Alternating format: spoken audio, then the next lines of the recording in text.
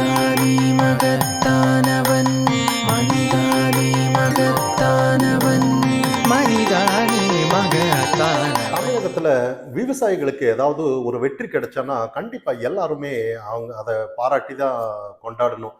காரணம் என்னன்னா, டங்ஸ்டன் விவகாரம் பெரிய லெவல்ல போராடினாங்க. அது உண்மையிலேயே மத்திய அரசு கைவிட்டதா இப்ப செய்திகள் வந்தது. உண்மையே மக்கள் கொண்டாடிட்டு வர்றாங்கன்னு தான் நம்ம சொல்லலாம். தமிழகத்துல இருக்கிற இப்ப அரசியல் அதாவது விவசாயிகளுக்கு அரசியலுக்காக ஏதாவது நல்லது செய்வாங்களே ஒழிய உண்மையிலேயே ஆக்கப்பூர்வமா அரசியல்வாதிகள் விவசாயிகளுக்கு நல்லது செய்வாங்களான்னு பார்த்தோன்னா அது கேள்விக்குறிதான் நம்ம சொல்லணும்.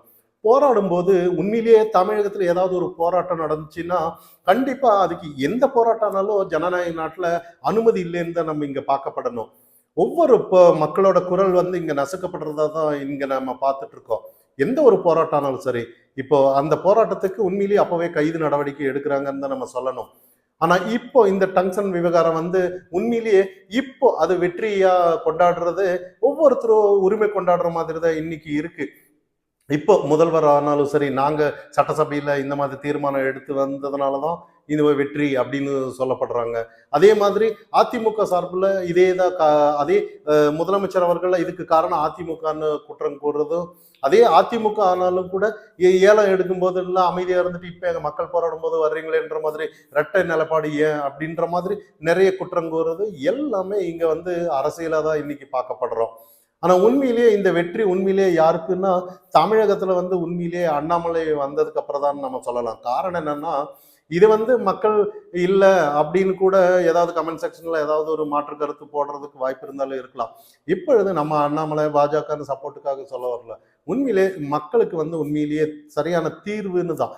ஜனநாயக முறைப்படி யாராவது போராடணும்னா உண்மையிலேயே அமைச்சர் சென்ட்ரல் அதாவது மத்திய டெல்லிக்கு போய் அமைச்சர் கேபினட்டுக்கு போய் மக்களோட குரல் அந்த இடத்துல செவி சாய்க்கிறாங்கும் போது உண்மையிலேயே ஜனநாயகம் இன்னைக்குதான் வாழுறதுன்னு நம்ம சொல்லலாம். பொதுவா யாரும் அந்த மாதிரி செய்யறது இல்லை. ஏதாவது ஒரு உரிமைக்காக போராடும் போது அதாவது மக்கள் அதாவது டைரக்டா போய் அது பிரதமர் டைரக்டா செவி சாய்க்கிறதுங்கிறது அபூர்வமான விஷயம்தான். எந்த ஒரு ஆட்சியிலும் இது நடக்கிறது இல்லை. பிஜேபியில தான்ற மாதிரி நம்ம இன்னைக்கு பார்க்கப்படணும். ஏன்னா இன்னைக்கு தமிழகத்துல அப்படிதானே, எந்த ஒரு போராட்டம்னாலும் என்னன்னாலும் மக்கள் அந்த போராட்ட களத்துல போராடிட்டு இருக்கும்போது டைரக்டா யாரும் போறதில்லைன்னு நம்ம சொல்லணும். ஏன் பயம்ன்ற மாதிரி இப்போ இதே பரந்தூர் விமான நிலையத்துல போராடும் போது கூட இதே அதை கூட அண்ணாமலை அவருக்கு சொல்லியிருக்கிறார், ஒரு கேரண்டியோட நீங்க அதை அதை கைவிடுறதா இருந்தாலும் ஒரு கேரண்டி தரணுன்ற மாதிரி. அதாவது கண்டிப்பா நிலம் வேணும். அதாவது விமான நிலையம் அதாவது உண்மையிலேயே சென்னை போன்ற பெரு நகரத்துல அதாவது குறைந்த இடத்துல விமான நிலையம் இருக்குன்னு 1000 ஏக்கரம், மற்ற மாநிலங்கள்லாம் 5000 ஏக்கரம் 5000 6000 ஏக்கரம் அப்படின்னு சொல்லி நிறைய இருக்கு. ஆனா தமிழகத்துல கண்டிப்பா அந்த டெவலப்மெண்ட் இன்னும் வேணும்னா, ஒரு விமான நிலையம் கட்டப்படணும்னா ஒரு 10 ஆண்டு வரணும். ஆனா சரியான அந்த நிலத்தை கொடுங்கன்னு சொல்லும்போது இங்க அரசியல்வாதிங்க, இங்க தமிழக அரசியல்வாதிங்க அதை அதாவது தமிழகத்துல ஆள்றவங்க அவங்க சரியான நிலத்தை அதை ஆய்வு செஞ்சு மக்களோட குறையை கேட்டு ஒரு இடத்தை தேர்ந்தெடுத்து கொடுக்கணுங்கிறது தான் அது ஒரு சரியான ஆக்கப்பூர்வமான அரசியல்னு நம்ம இங்க பார்க்கப்படணும். ஆனா அதை சரியா அண்ணாமலை அவர்கள் இன்னைக்கு சரியா செஞ்சு முடிச்சிருக்கிறாருன்னு தான் பார்க்கணும். அந்த இடத்துல போராடிட்டு இருக்கும்போது உண்மையிலேயே அதை தடுத்து இருக்கலாம். முன்கூட்டியே அவங்க போராடாமையே மக்கள் பொங்கல் கூட அவாய்ட் பண்ணிட்டு போராடிட்டு இருந்தாங்க. பொங்கல் கொண்டாட மாட்டோம் அப்படின்னு சொல்லி அந்த கிராம மக்கள் டங்ஸ்டனுக்கு எதிராக போராடிட்டு இருந்தாங்க.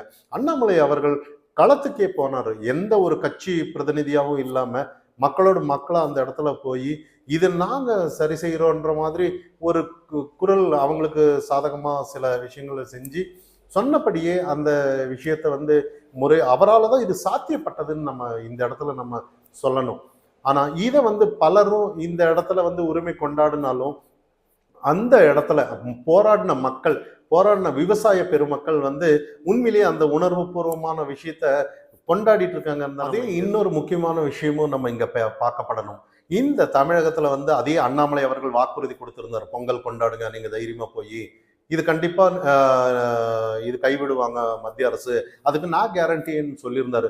ஒருவேளை அந்த மாதிரி நடக்காம இந்த மாதிரி சில விஷயங்கள் நடந்திருந்தாலும் இங்க ஆளுங்கட்சி ஆனாலும் சரி, எதிர்கட்சி ஆனாலும் சரி, இன்னொரு அண்ணாமலைய ஒரு வழி பண்ணியிருப்பாங்கன்னு தான் சொல்லணும். ஏதோ ஒரு பெரிய இவராட்ட போய் அந்த இடத்துல டங்ஷன் வராது அப்படி இப்படின்னு சொன்னீங்களே, இப்போ எப்படி அப்படி இப்படின்னு சொல்லி அவரோட அரசியல் விட்டு வெளியேற மாதிரி அந்த அளவுக்கு கடிச்சு கொதறிருப்பாங்கன்னு தான் நம்ம சொல்லணும்.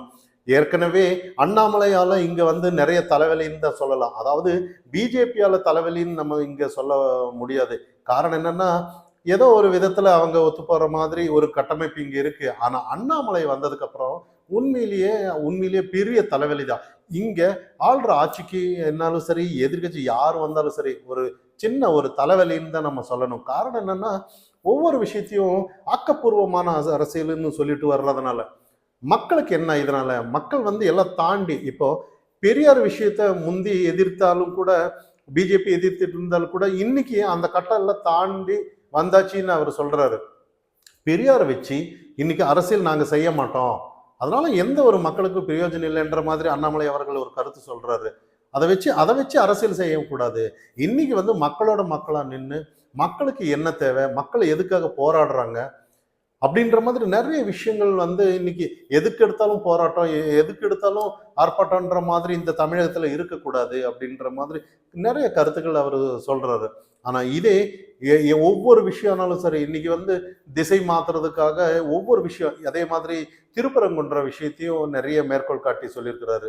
எம்பி அவர்கள் அதாவது அந்த இடத்துக்கு போய் நான்வெஜ் சாப்பிட்டு அந்த இடத்துல நிறைய கருத்து, அதாவது மக்கள் மத்தியில வந்து ஒரு பதட்டத்தை உருவாக்குறதுக்காக அதாவது ஒரு வேற ஒரு நபர் போயிருந்தாலும் பரவாயில்ல, எதிர்கட்சி அதாவது திமுக ஆளுங்கட்சியோட எம்பி அவர்கள் போனது வந்து உண்மையிலேயே நிறைய சந்தேகத்தை இங்க ஏற்படுத்துது.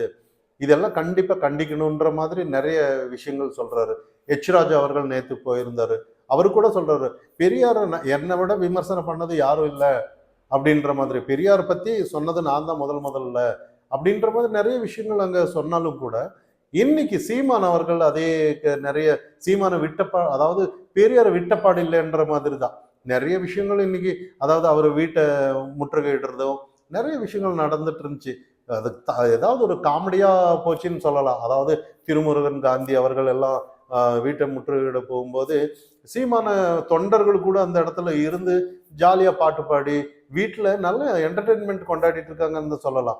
இதெல்லாம் ஒரு பக்கம் இருக்கும்போது உண்மையிலேயே அதாவது பெரியார் அந்த மாதிரி சில நிறைய ஆக்கப்பூர்வமான நிறைய விஷயங்கள் இங்க இருக்குன்னு தான் இன்னைக்கு அண்ணாமலை சைட்ல பார்க்கப்பட்டு இருக்காங்க.